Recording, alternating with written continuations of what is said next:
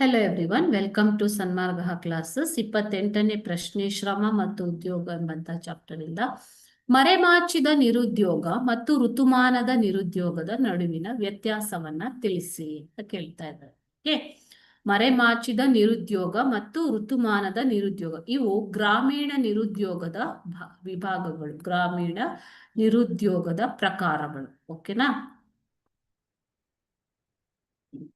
So ಇವುಗಳ ನಡುವಿನ ವ್ಯತ್ಯಾಸವನ್ನ ಕೇಳ್ತಾ ಇದ್ದಾರೆ ಮಕ್ಕಳು.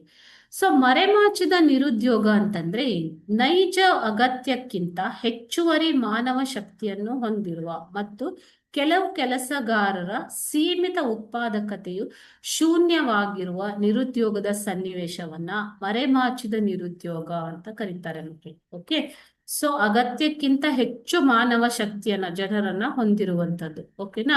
ಸೊ ಅವರ ಒಂದು ಉತ್ಪಾದಕತೆಯು ಶೂನ್ಯವಾಗಿದ್ದರೆ ಅಂತ ಸನ್ನಿವೇಶವನ್ನ ಮರೆಮಾಚಿದ ನಿರುದ್ಯೋಗ ಅಂತ ಕರೀತಾರೆ. ಹೆಚ್ಚುವರಿ ಕೆಲಸಗಾರನ್ನು ಇಲ್ಲಿ ತೆಗೆದು ಹಾಕಿದರೂ ಕೂಡ ಉತ್ಪಾದನೆಯ ಪ್ರಮಾಣ ಕಡಿಮೆ ಆಗುದಿಲ್ಲ, ಯಾಕಂದ್ರೆ ಆಲ್ರೆಡಿ ಹೆಚ್ಚುವರಿ ಕೆಲಸಗಾರರು ಅಲ್ಲಿ ಇರ್ತಾರೆ.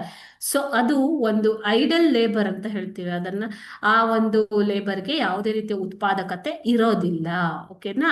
ಸೊ ಇದನ್ನ ಮರೆಮಾಚಿದ ನಿರುದ್ಯೋಗ ಅಂತ ಕರೀತಾರೆ ಮಕ್ಕಳೇ. ಒಂದು ಕುಟುಂಬದ ಕೃಷಿ ಭೂಮಿಯಲ್ಲಿ 4 ಜನ ದುಡಿತಾ ಇದ್ದಾರೆ ಅಂತ ಭಾವಿಸಿದ್ರೆ ಅದೇ ಭೂಮಿಯಲ್ಲಿ ಮತ್ತಿಬ್ಬರು ಕೆಲಸಗಾರರನ್ನ ನೇಮಕ ಮಾಡಿಕೊಳ್ಳೋದು.